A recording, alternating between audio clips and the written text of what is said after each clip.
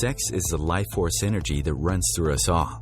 Can you use sexual energy for your spiritual evolution? Or perhaps for emotional healing? Is it even possible? Clinical sexologist Dr. Martha Tara Lee will explore all these and more on Eros Evolution on OMTimes Radio.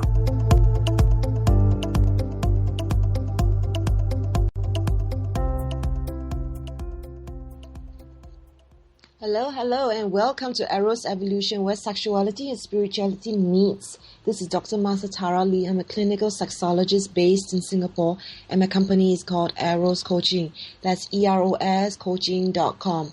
I just returned from Sydney, Australia yesterday evening, and I have a guest today. Her name is Dr. Tanginika Cuascud. She's clinical sexologist and surrogate partner therapist with private practice in North Texas. She's the founder of Texas Sexual Health and offers treatment for sexual concerns for individuals and couples. Dr. Tangie is also working on a specialization in neuroscience. And in her practice, she blends behavioral modification with neuroplasticity to help her clients reach their sexual goals. The problems she treats includes premature ejaculation, erectile dysfunction, delayed ejaculation, problems with orgasm and sexual desire. She's also a sexual health writer for diverse publications and offers seminars and workshops. She promotes sexual rights, education and empowerment, free of shame, fear, or guilt. And you can learn more about my guest, Dr. Tanginika Cuascud, by visiting her website, drtangiethesexdoctor.com. And you can follow her on Facebook, Twitter as well, and also her YouTube channel. So once again, her website is drtangiethesexdoctor.com. Today's show title is No One Wants Sex. So what do we really want? Through her own sexual journey and her clinical practice, Dr. Tanginika Cuascud has found that although many people complain about not having sex, having less than desirable sex, or wanting to have more and better sex, that's not really what people want. So what do people want? Dr. Tangie will be discussing what we all want when it comes to sexual relationships in today's show. So welcome, Dr. Tangie. Thank you so much, Martha, and I am so happy to be back in your show. Thank you. So, answer this question. What do people want if it's not sex? Well, yeah, before I tell you that, I know that this title sounds interesting. People want sex. They don't really want sex. Nobody wants sex, per se. Sex is a means. Sex is something that obviously we crave. Sex is something that hopefully we'll enjoy in a healthy way, in an ethical way that we enjoy for ourselves and for others within relationships and whatever that relationship may be. But I have found through working with so many people on their difficulties with their sexuality and intimacy concerns that when you peel all the layers of the onion and when you really go to the soul, the heart, and the deepest confines of people's psyche, they are longing for something that goes beyond sex. And when you ask people what do they really, really, really crave and want and need, the needs are or go beyond the surface of the skin. So that's what I mean when I say that people don't really want sex. They want something more, and they deserve something more, and they're seeking something more. One of the things that I tell my clients is, if you only wanted sex, anything would do. You could masturbate to your heart's content, and I'm hoping that people do. You can do that on your own. You can do that by yourself. But that doesn't seem to be enough. There's something that people are missing in their lives, and that's something that they would like to achieve through enjoying better, more plentiful and more abundant and healthier sex lives. And there's a few things that people really, really want. And one of the things among the few that people want with sex is connection. People crave that human connection, and there's no substitute for it. And so one of the things that people really, really, really want when it comes to sex is connection, connecting, relating to others, having that relationship that is based on empathy and compassion and sharing and caring with another human being. So that's only the beginning of what people really, really want when it comes to sex. Great.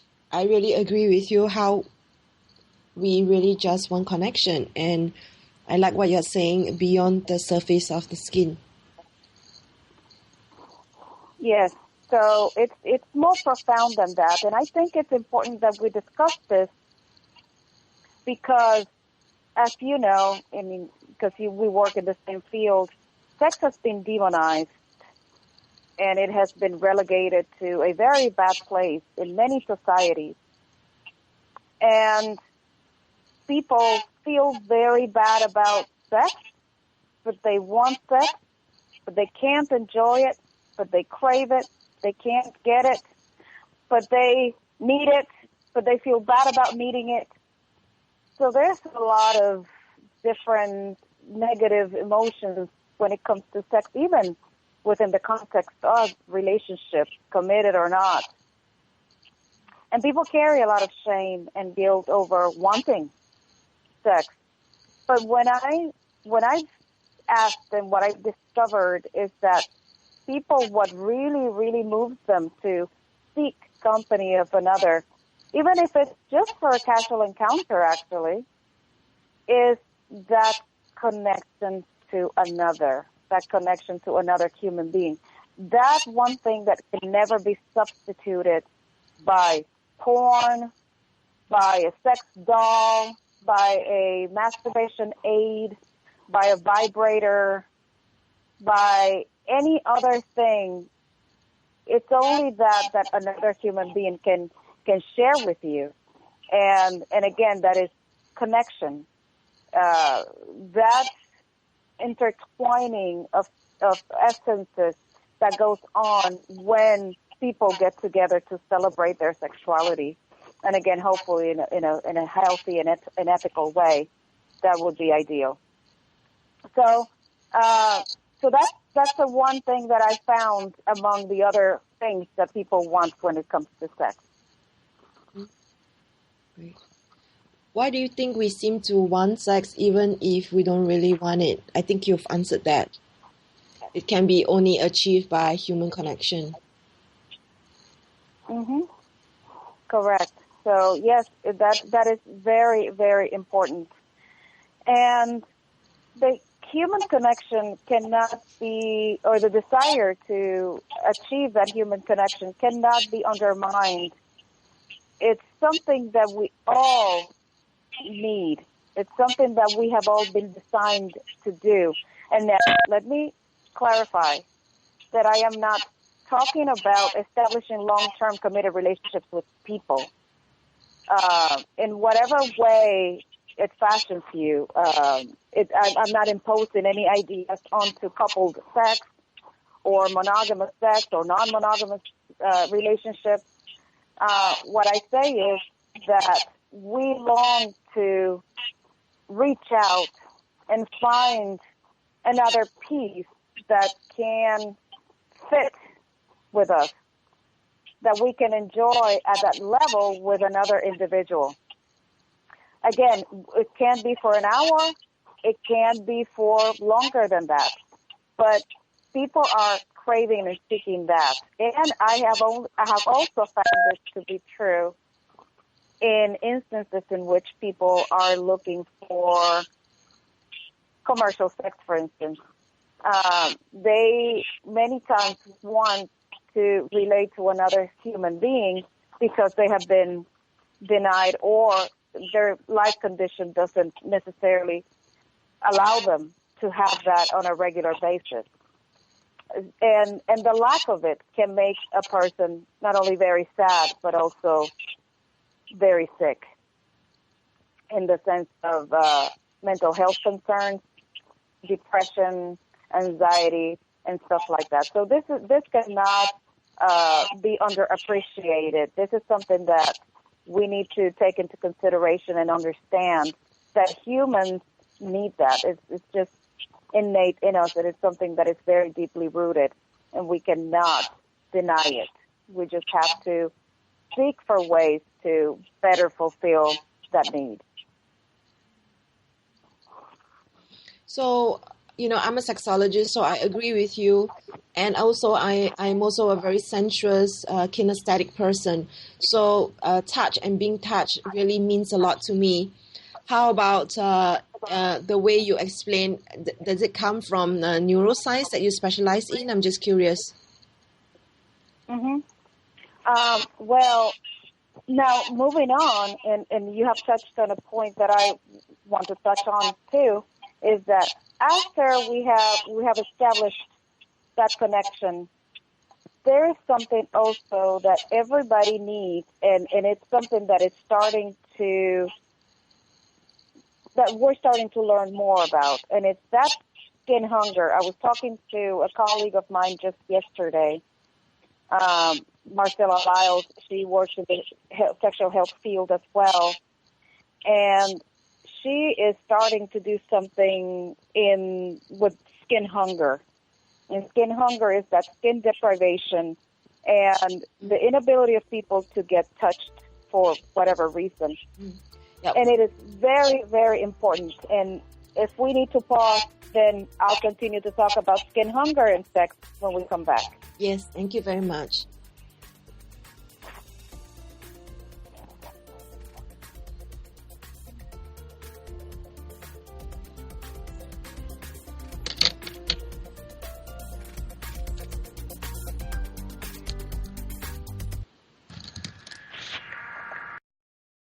Feed your soul with waves of consciousness on OMTimes Radio.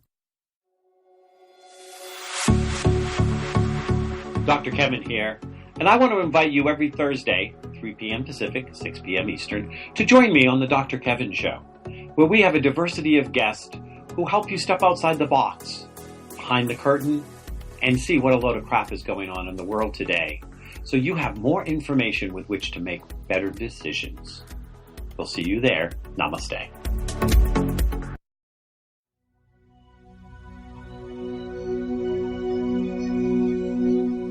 Hi, this is Julie Geigel.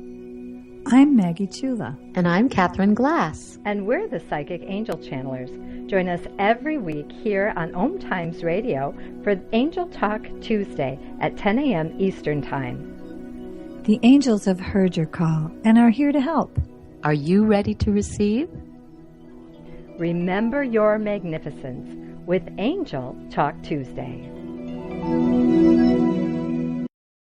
Host your show on IOM-FM, the radio network of OMTimes Media, one of the more recognized brand names in the conscious community, and is backed by the extensive marketing reach of OMTimes. Hosting a show on IOM-FM immediately connects you with our extensive dedicated community.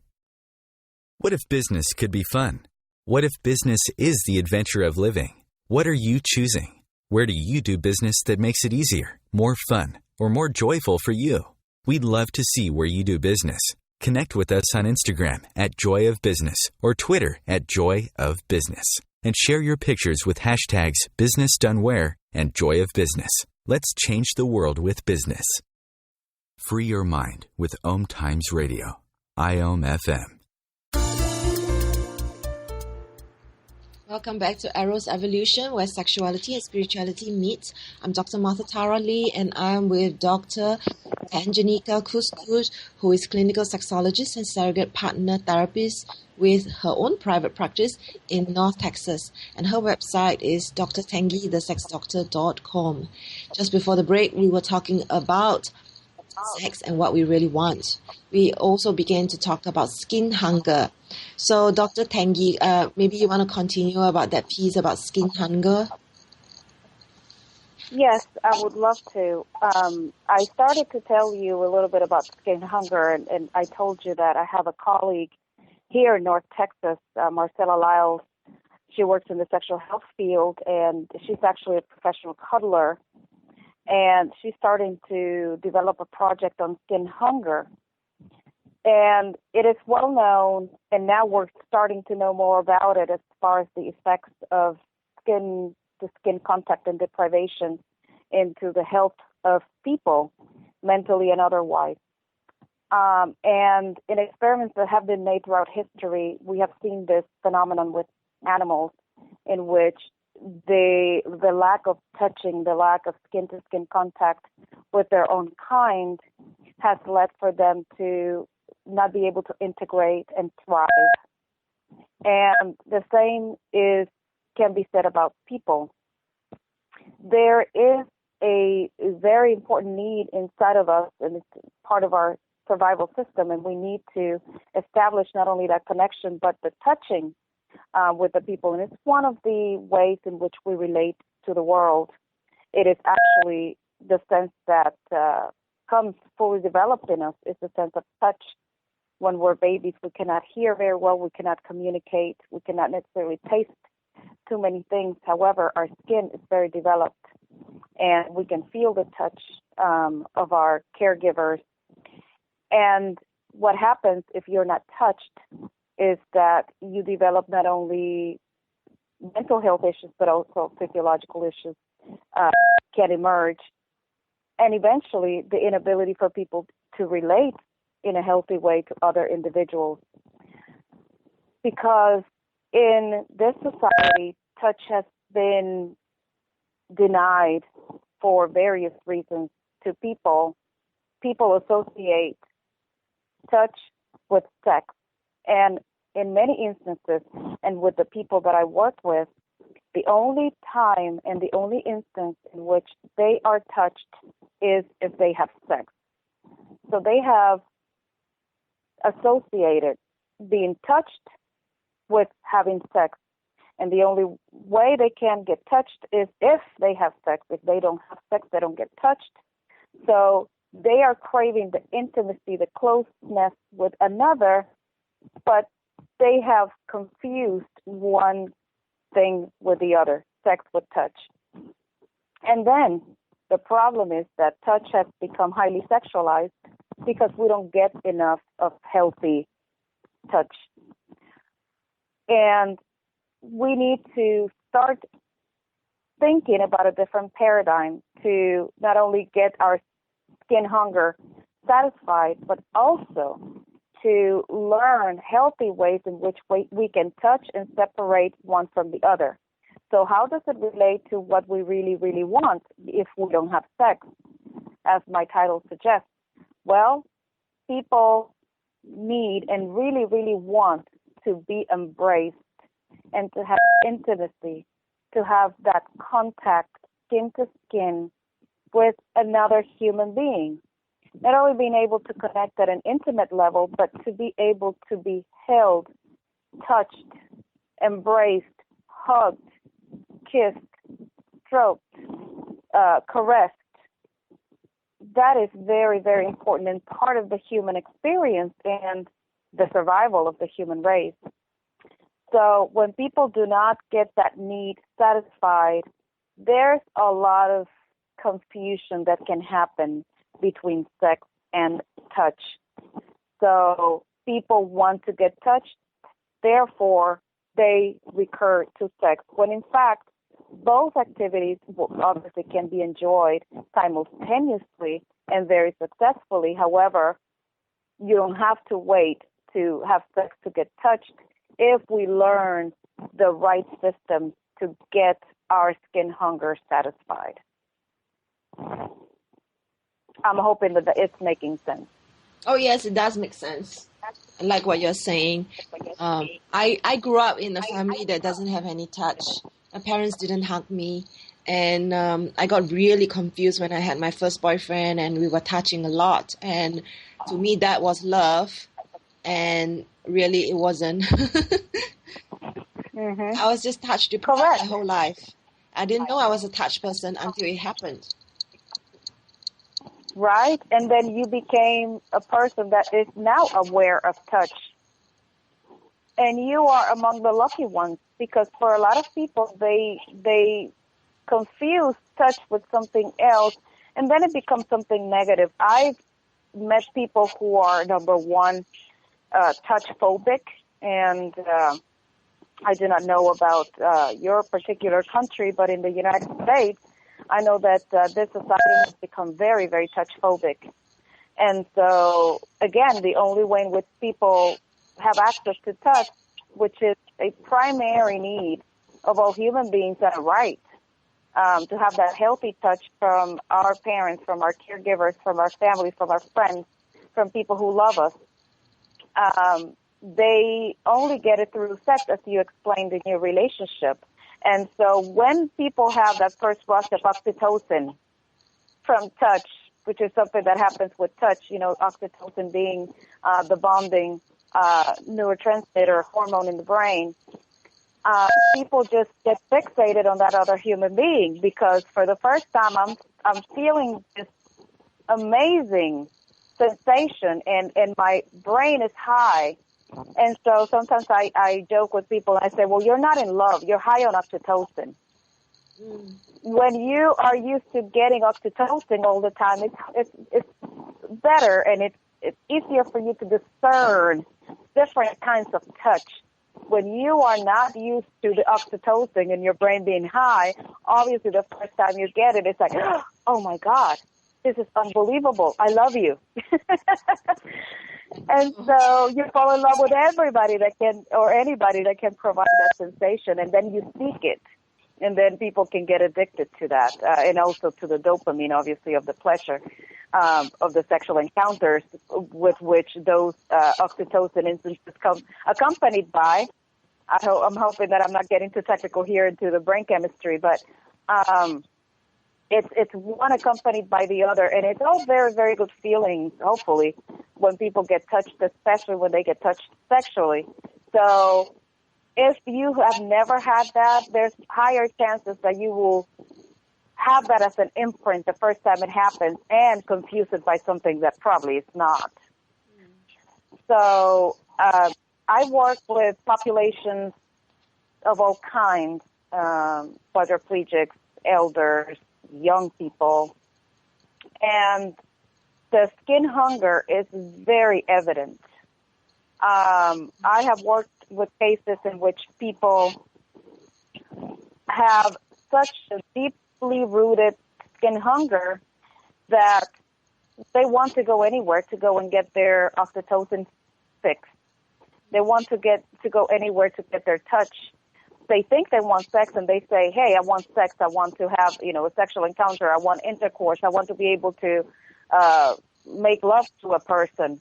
But when you go deeper into the matter, you realize, what you really need is to be touched. What you really need is to be cuddled. What you really need is to be embraced, to be shown that you matter to another human being, that they care about you. And so when we talk about it in my practice, they all agree. They're like, oh my God, yes, I haven't been touched in 20 years. Or nobody has ever touched me like that since I was little.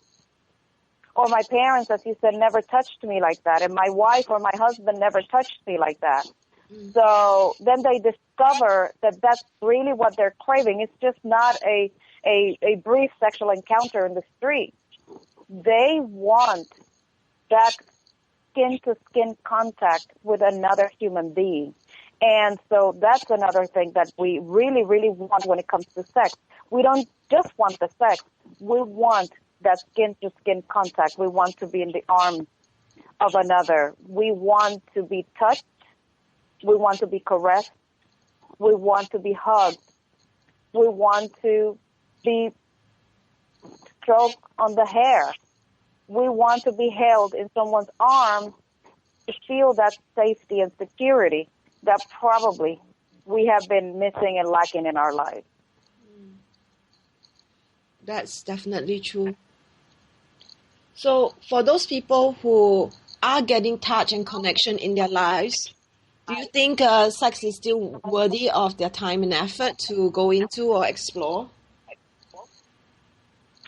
If those people who are having that healthy touch in their lives, if they have the space to grow and explore more in their touch practices, you mean? Yeah. Definitely so. I mean, I am in the other side of the spectrum, come from a culture in which touch is happily abundant, and I come from a family that touched me a lot in a very healthy way. I mean, I was hugged, I was loved, I was kissed, I was shown physical affection in a overflowing way, and I think there's always the room and the space for people to keep seeking, but it's not from a place of lacking it and from a place of denial. It's from a place of abundance. It's from a place of, this is so good, I never want to miss this. I am happily celebrating this. Versus the other of, I've never had it, and now I'm seeking it probably in the wrong places. Great. Thank you. So definitely, yes, I think there's always room for more in both sides of the spectrum. And I would hope that everybody is getting their fix, their nurturing for the skin that we so much crave and deserve, not only at the physical level, but also at the mental, emotional, and spiritual level. Definitely. I love what you're sharing about oxytocin and how some people just never know because they've never had. And the idea of being in a place of abundance. So we'll have a short break and we'll be back with Dr. Tanginika Cuascud after this.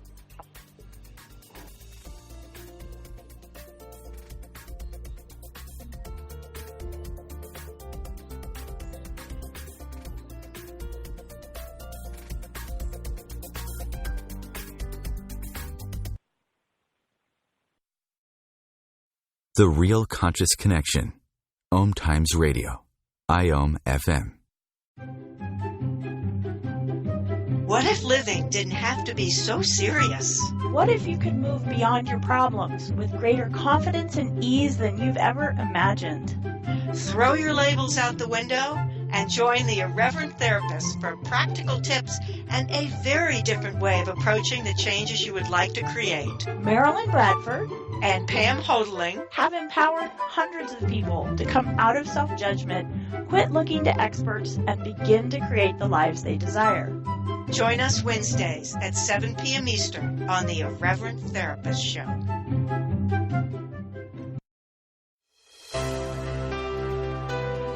Are you ready to shift your energy, consciousness, and limiting beliefs? Join me, Shefali Burns, every Monday at 5 p.m. Eastern on Shifting with Shefali here on OMTimes Radio.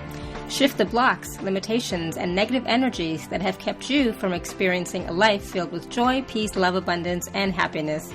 Are you ready to shift with Shefali? Are you ready to shine your brilliance? Being a radio host on IOM FM allows you to build your show on a rich platform with the power of the internet to fulfill your outreach goals and connect with a very specialized and global online audience, unlimited by time and distance. OMTimes Radio will provide you with web relevance, a recognizable conscious brand, and with the standard of excellence that has accompanied every single OMTimes endeavor. Host your show with OMTimes Radio Network.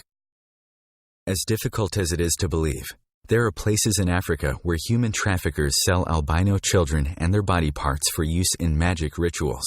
Humanity Healing International is actively working in Uganda to change this paradigm. The Albino Rescue Project finds albino children who are at risk and places them in safe schools and environments where they can learn and grow free from fear. To learn more or to sponsor a child, visit humanityhealing.org. Humanity Healing is where your heart is. Conscious media for conscious minds. OMTimes.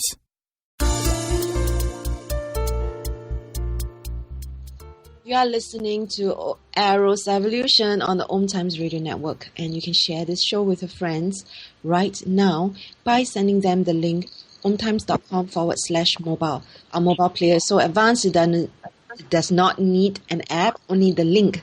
So once again, it's omtimes.com/mobile. And just before break, we were talking about neuroplasticity. And is there anything else that you would like to add to our discussion, Dr. Tangie? Yes, and, I'm a nerd for the human brain. And so I just want to touch a little bit on neuroplasticity because I think there's a very important connection between what we really, really want when it comes to sex and why we want it specifically. And we have been all designed with a sexual system that is connected, obviously, to everything else in our bodies. But the brain is the one that controls everything, is kind of the master orchestrator of it all. And sex, as we know, originates in the brain. So the part of your body that really has to be erect, ready, awake when it comes to sexual relationships is your brain. If the brain works, then it will make its way to the places where it needs to go. And one of the things that happens and why sex is so important and why we feel what we feel with sex is because of the effects that it has on the brain. And it activates on the brain that sexual contact and positive encounters with people. It affects and alters our neurochemistry in such a way in which we are under influence. We are under the influence of very, very powerful drugs that we produce on our own. And so we give ourselves a very powerful high when we are engaged in a relationship that is fulfilling and it's obviously mutually advantageous. So when it comes to sex, and one of the reasons why it becomes so important to people is that we can get very, very good feelings that we could get from other sources otherwise.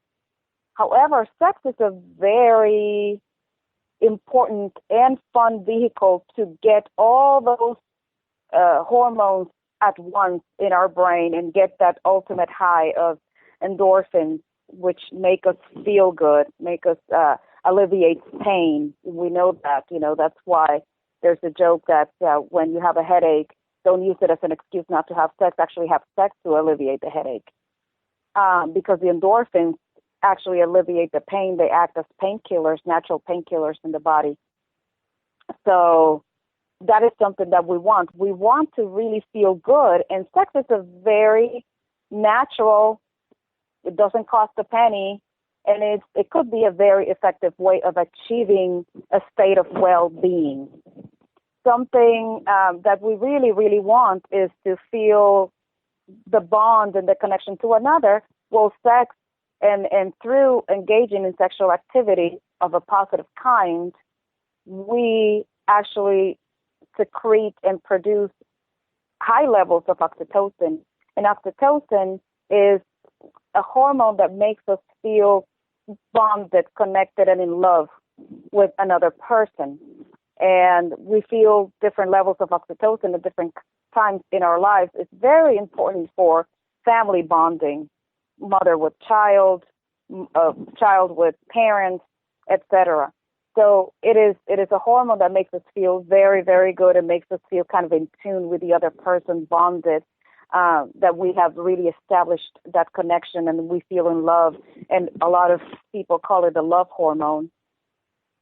We also have dopamine, and dopamine is a pleasure hormone. And we are flooded with it when we have sexual contact of the positive kind. And I say the positive kind because there's sexual contact, obviously, that can be unpleasant, and that's not the topic that we're discussing. But I just want to make clear that it's not just any kind of sexual contact. So when we have sex, we're flooded with dopamine, and people get high on dopamine, and people can get high on dopamine from other means, but it can be very intoxicating. And a lot of people seek the dopamine, not necessarily seek to have a relationship with a person, but they seek the dopamine. If they have never had it, if they have never experienced that, it can be quite intoxicating. And there's other hormones also that come into play, but those are probably the main ones that we see that surge. There's others like serotonin and vasopressin and other hormones, but these three hormones combined, they make you feel really, really good and give you a state of well-being, make you sleep better, they relax you, they relax your body, increase cardiac activity, but then it drops to a very relaxing state.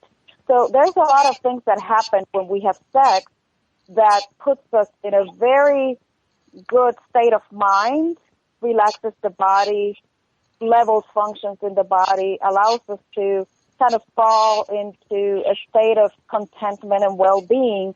And everybody wants to feel good. Human beings want to feel good, something that we want. We crave things that are positive stimuli, and we don't want anything that will cause pain or discomfort or suffering. So we're pleasure seekers, and we seek pleasure through sex. We can master it and achieve it in a very healthy way for ourselves and others, or we can use it obviously destructively, and we know what those instances are in which sex is not used as a positive means.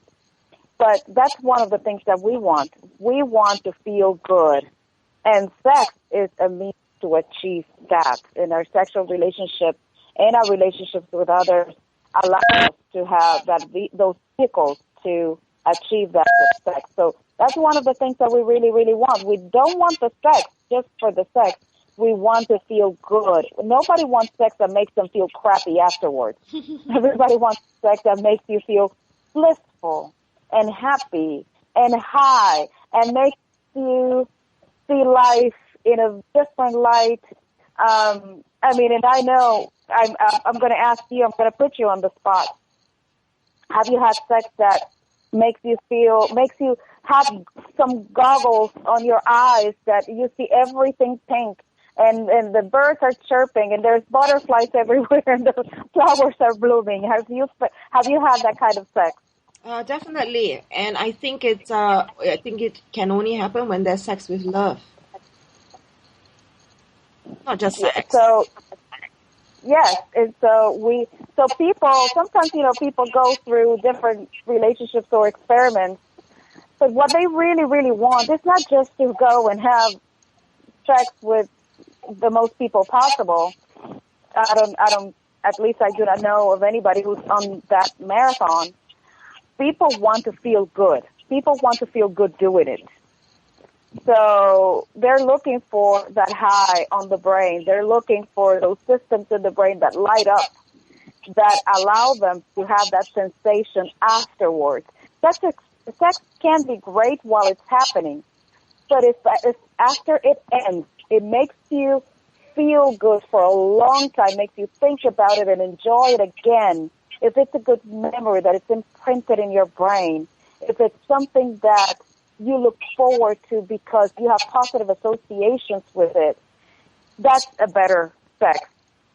And that's what people want. People want that everlasting feeling of sex after sex has ended. They want to be able to preserve it and save it and savor it and go back to it. Mm-hmm. Do you have some quick tips for listeners to say how they can make sure that they get what they really want through sex?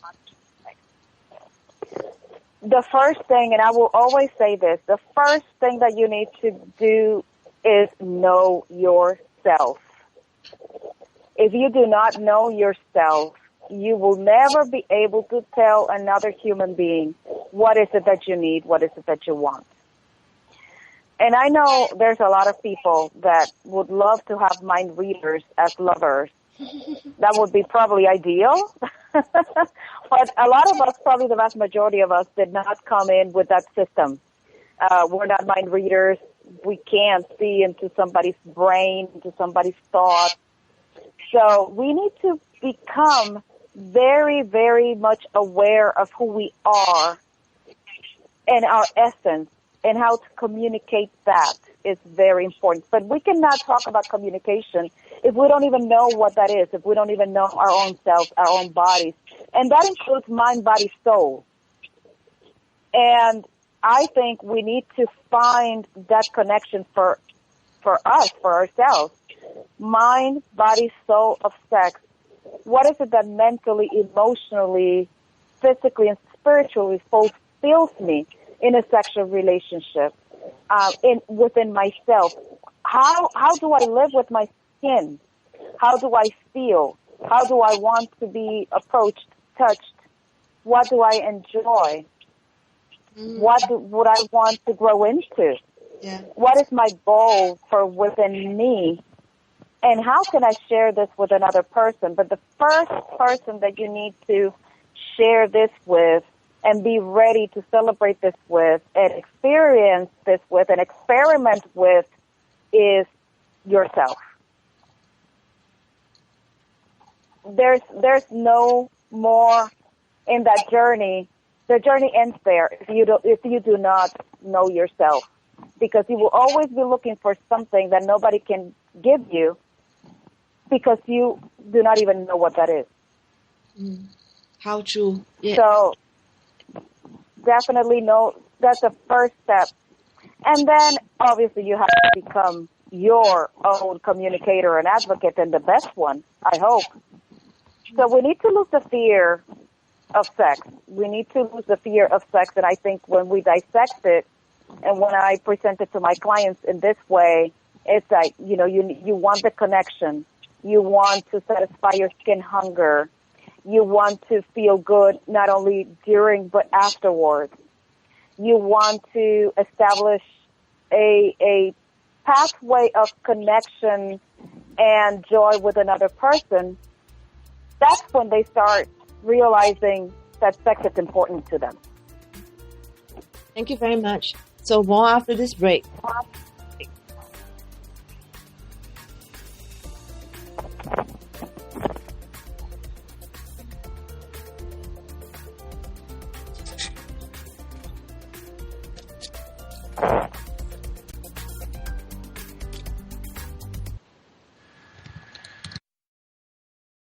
The future of Internet radio is here.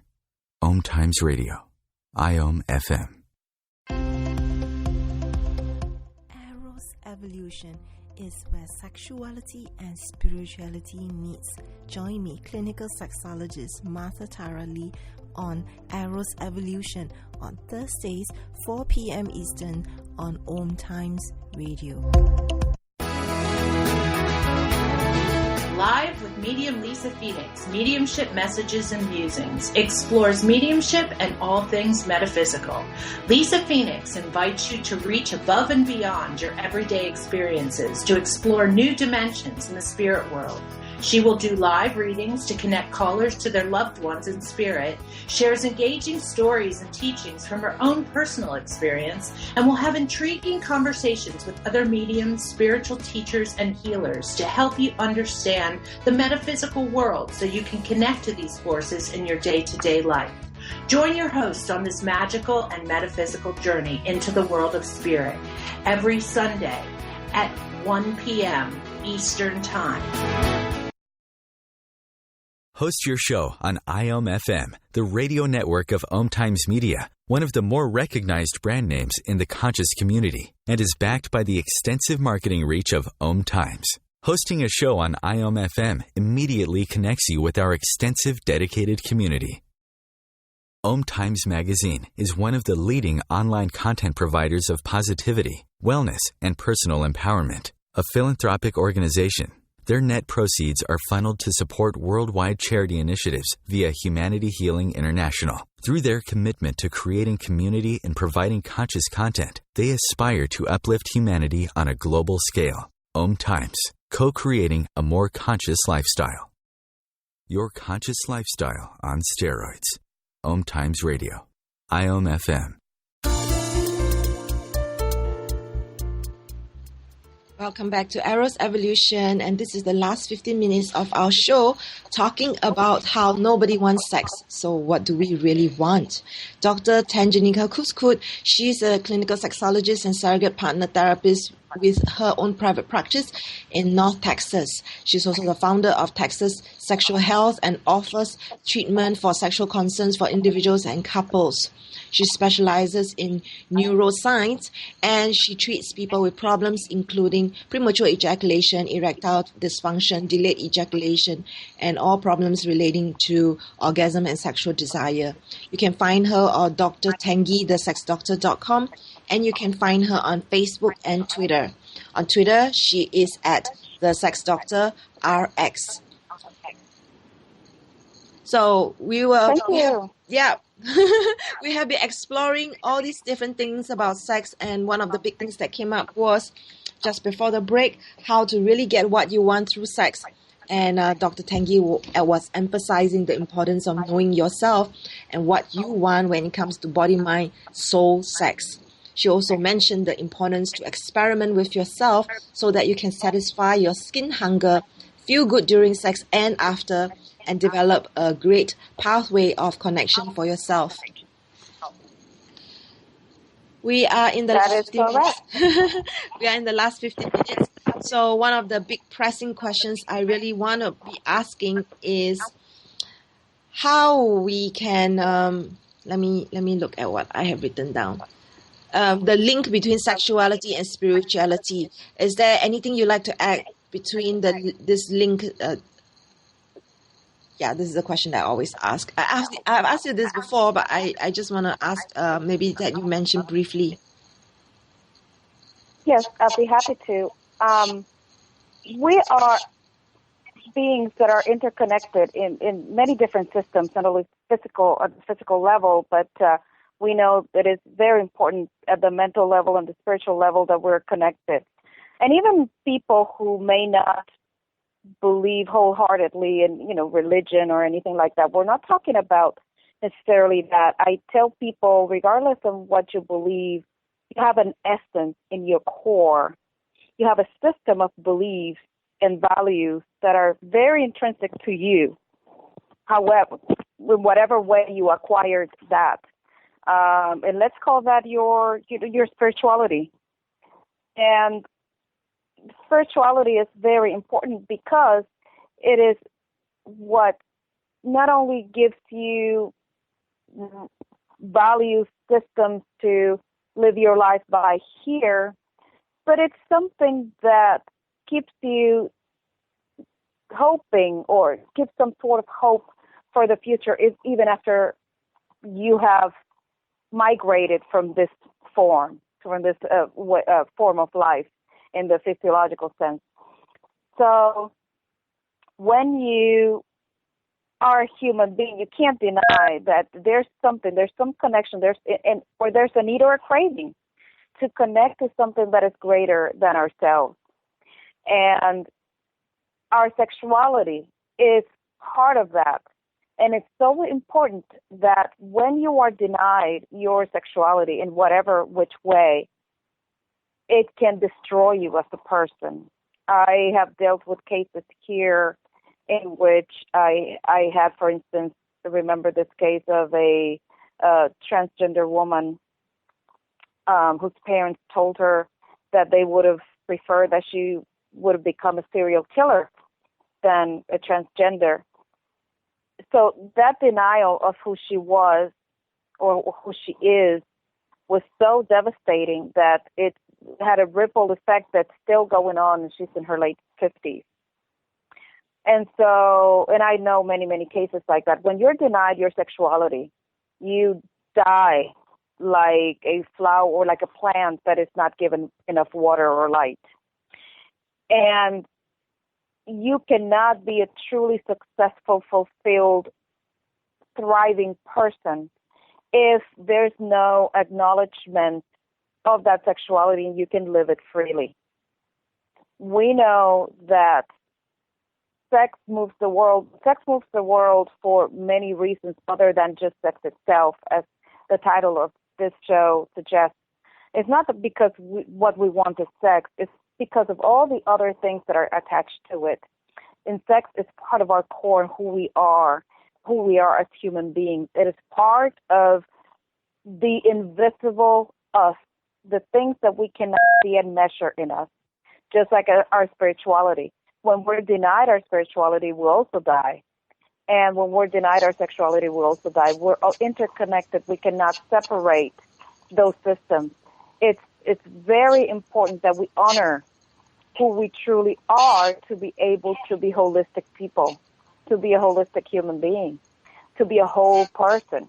We can't just divide and say, well, I'm going to be a mental person and I'm going to forget about my body. Well, yeah, you can die too. So we have to work with all the components of who we are. We cannot just work with ourselves in parts. And sex is a big part of it, and it's so essential that it will create a lot of pain and suffering and damage if we're denied to be who we are truly sexually. So that's a connection that I feel. It is as essential to us as it is breathing. Thank you so much. Beautifully said. I really appreciate what you share about how a part of us does die. And I have certainly seen this in the faces and spirits of the people that I come in contact with.